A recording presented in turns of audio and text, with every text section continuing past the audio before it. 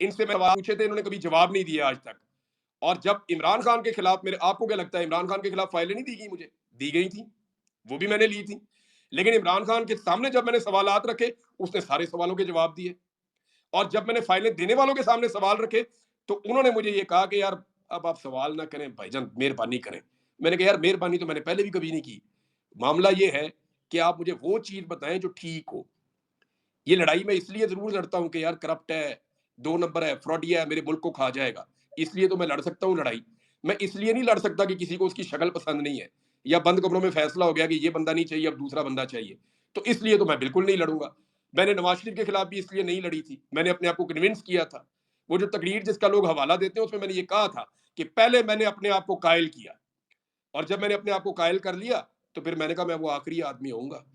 मैंने ये उस वक्त कहा था। देखें, हमने कुछ भी किया हो, हम आज भी इदारों से खबरें लेते हैं, हम पहले भी लेते थे, और ये इदारे बाउंड है हमें खबरें देने के लिए। अगर ये हमें खबरें नहीं देंगे, देखिए कानून पाकिस्तान का कहता है कि इनको हमें खबरें देनी पड़ेगी, हम इनके साथ राब्ते करते हैं खबरों के लिए। और ये सिर्फ अपनी मनचाही खबरें देना चाहेंगे तो हमारा काम है खबरें निकालना भी। हम खबरें निकालते भी हैं, खबरें हासिल भी करते हैं, अंदर सोर्स भी बनाते हैं, हर तरफ से लेते हैं। अभी भी मैं आपको बता रहा हूं, मैं जब कभी आगे क्लेम करता हूं कि फलां चीज होने वाली है, तो मैं किस बुनियाद पे करता हूं? वो यार अंदर ही बैठा हुआ कोई बंदा मुझे खबर देता है ना। ख्वाब तो नहीं आ जाता मुझे कि जनाब ये होने वाला है। अभी भी अंदर बैठा हुआ बंदा मुझे खबर देता है, मैं तो खबर देता रहूंगा। लेकिन एक बात का फर्क होता है, सहाफी का काम होता है खबर देना, खबर चलाना, अपना एनालिसिस करना। और मैं अपना एनालिसिस बड़ा खुल के करता हूं।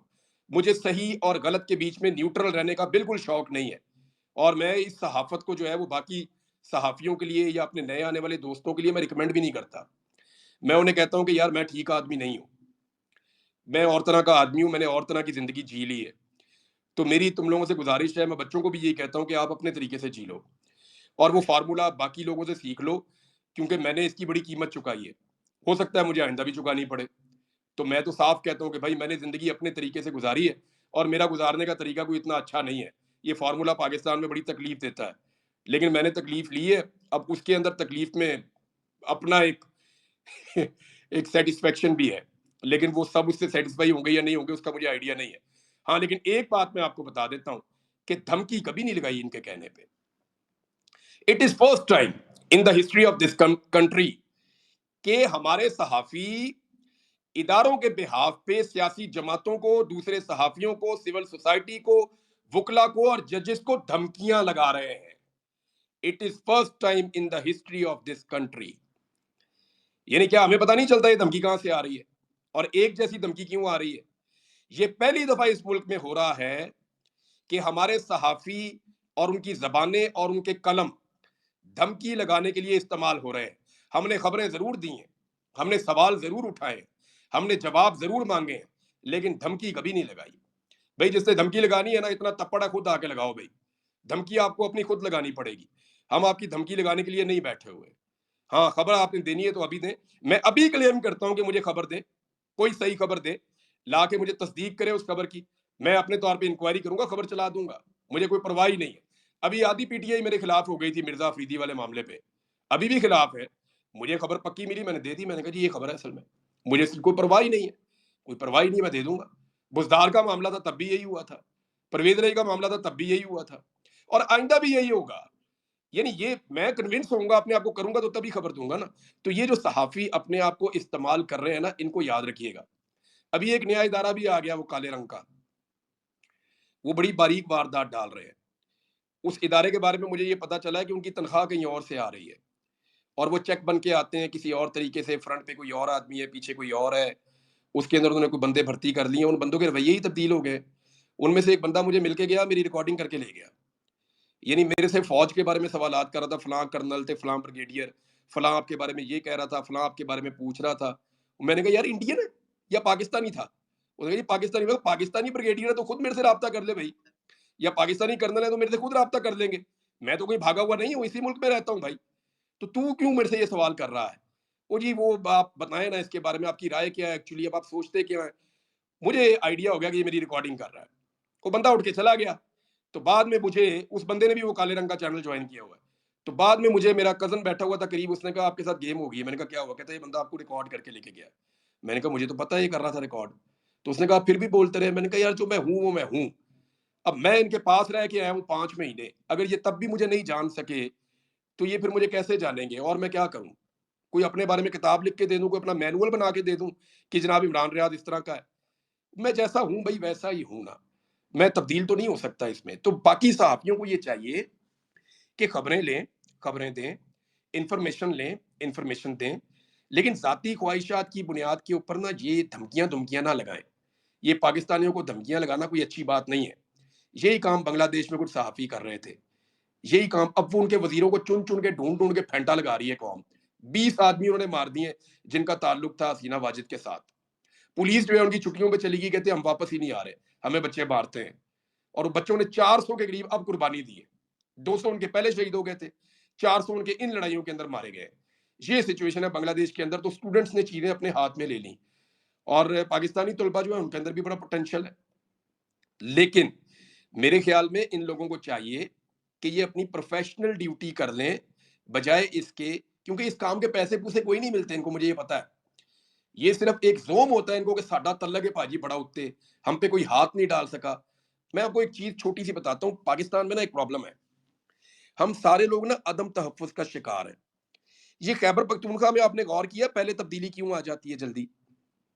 चीज़ें जल्दी क्यों बदल जाती हैं? यानी खैबर पख्तूनख्वा ने कैसे पाकिस्तान तहरीक-ए-इंसाफ के लिए हुकूमत छीन ली? इसका आइडिया है आपको? मैं अब वजह बताता हूँ। वो मरगूब नहीं होते, वो अदम तहफ़्फ़ुज़ का शिकार नहीं है।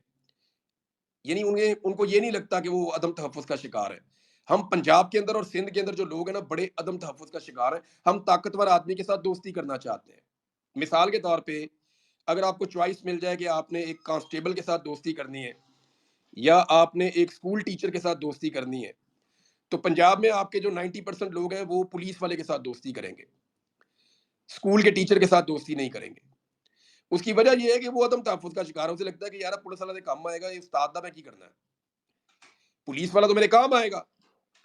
लेकिन दूसरी जानिब आप खैबर पख्तूनख्वा में चले जाएं, वो बच्चा पहाड़ी के ऊपर खड़ा हुआ रेडियो सुन रहा होगा, पीछे से आप उसके 40 गाड़ियां गुजार दें, कॉनवे गुजार दें, बंदूकों के साथ, टैंकों के साथ, वो मुड़ के नहीं देखेगा मेरी बला से तुम्हारा असला है, तुम्हारी गाड़ियां, तुम जानो तुम्हारा काम जाने। यहाँ पे पंजाब में आपके पीछे 4 डाले चल रहे हैं ना सिक्योरिटी गार्ड वाले, तो हर बंदा आपको बिला वजह सलाम कर रहा होता है, आप यही सोचते रहते हैं यार है कौन सी। यानी मैं आपको सीरियस बता रहा हूं कि अगर आपके साथ सिक्योरिटी मौजूद है तो पंजाब में बिला वजह लोग आपको जफियां डाल रहे होते हैं, सलाम कर रहे होते हैं, मत्थे पे हाथ रख रहे होते हैं, और आपको और साथ वाले को भी बता रहे हैं, पता है पाइन मेरे वाकफ ने, यार वजह ये है कि हम लोग अदम तहफ़्फ़ुज़ का शिकार है। हम ताकतवर आदमी का डेरा जो है ना पंजाब में, आप देखें रश लगा हुआ होता है हर वक़्त रश लगा हुआ होता है। लेकिन केपी में आप ये देखेंगे जो इज़्ज़तदार आदमी होगा, जो बड़ा आदमी होगा, जो खानदानी आदमी होगा, वहाँ पे आपको रश लगा हुआ नज़र आएगा। चाहे वो पैसे वाला है, बंदूकों वाला है या नहीं है। तो ये हमारा कल्चर थोड़ा पंजाब का मुख्तलिफ है, हमें इसको ठीक करने की ज़रूरत है। और ये हुआ पता है कैसे? ये सदियों पुराना मामला है। यानी मुझे अच्छी तरह याद है, इससे मिलती-जुलती एक चीज़ है। पर्ल कॉन्टिनेंटल होटल है लाहौर में, माल रोड पे, पीसी।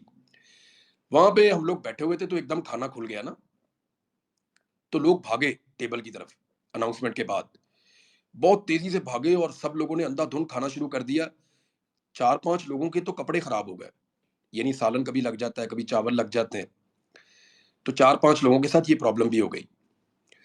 तो मैं वहाँ टेबल पे बैठा हुआ था, मेरे साथ मेरे एक दोस्त बैठे हुए थे और साथ हमारे एक प्रोफ़ेसर साहब बैठे हुए थे। वो बड़े लाइक आदमी हैं, एफसी कॉलेज में पढ़ाते रहे। तो मुझे लगा कि इनका टाइम, ये बड़े कीमती आदमी है, ये टाइम इनके साथ गुज़ारना चाहिए, इनसे सीखना चाहिए। मैं उनसे सवाल-जवाब कर रहा था। तो मैंने उनसे पूछा, मैंने कहा सर ये क्या होता है? ये इतना खाना है, मैंने कहा हम आधे घंटे के बाद भी खाएँगे ना तो सबको खाना मिल जाएगा। ये इतना ज़्यादा खाना है कि जितने लोग खा रहे हैं इससे दुगने भी हों, तो सबको खाना मिल जाएगा। तो ये सारे भाग क्यों रहे हैं, दौड़ क्यों रहे हैं? ये खाने के पीछे लपक क्यों रहे हैं? अपने कपड़े गंदे कर रहे हैं। मैंने कहा ये 2000 4000 के खाने के लिए 10,000 का सूट खराब करने, ये क्यों करते हैं ऐसे? तो उन्होंने एक जुमला बोला था जिसकी मुझे समझ आ गई थी उसी वक़्त, और मुझे पूरी मेंटालिटी हमारे लोगों की समझ आ गई थी। देखें, मैं अफ़सोस के साथ ये बात कर रहा हूँ, सारे ऐसे नहीं हैं। पंजाब ने बड़ी कुर्बानी दी है इस दफ़ा। पंजाब ने बड़ी लड़ाई लड़ी है इस दफ़ा, और बादशाह खान ने कहा था कि एस्टेब्लिशमेंट के खिलाफ आखिरी आवाज़ पंजाब से उठेगी। तो पंजाब ने बड़ा मुकाबला किया है, ये बात ठीक है। लेकिन उन्होंने मुझे कहा था कि बेटा, ये सदियों की भूख है, ये सालों में खत्म नहीं होगी। ये उन्होंने मुझे बात बताई थी। और मैंने वो जुमला पल्ले बांध लिया था कि एक्चुअली हमारे अंदर जो प्रॉब्लम्स है ना हमारी नेचर में पंजाब में, वो इतने पुराने हैं, इतने लंबे हो गए हुए हैं कि हम अभी तक उनमें से निकल नहीं सके। देखें ना, जब बांग्लादेश के अंदर पाकिस्तान बनने से पहले बांग्लादेश ने सारी सीटें जितवाई थी मुस्लिम लीग को, जबकि यहाँ पे हमारे मगरबी पाकिस्तान में जो आज पाकिस्तान है, यहाँ पे बहुत सारे लोग अंग्रेज़ों के टाउट थे उस वक़्त और वो अंग्रेज़ों की पिट्ठूगिरी कर रहे थे और उनमें से आज बहुत सारे ख़ानदान सियासत कर रहे हैं पाकिस्तान में और असेंबली के अंदर मौजूद हैं।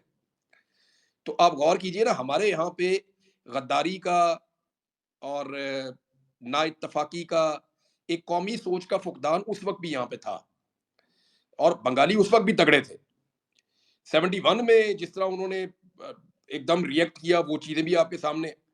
और आज जो उन्होंने रिएक्ट किया, एक्चुअली उनके ख़मीर में उनके अंदर ये प्रॉब्लम है कि वो एस्टेब्लिशमेंट और सियासतदानों का गठजोड़ बर्दाश्त ही नहीं करते।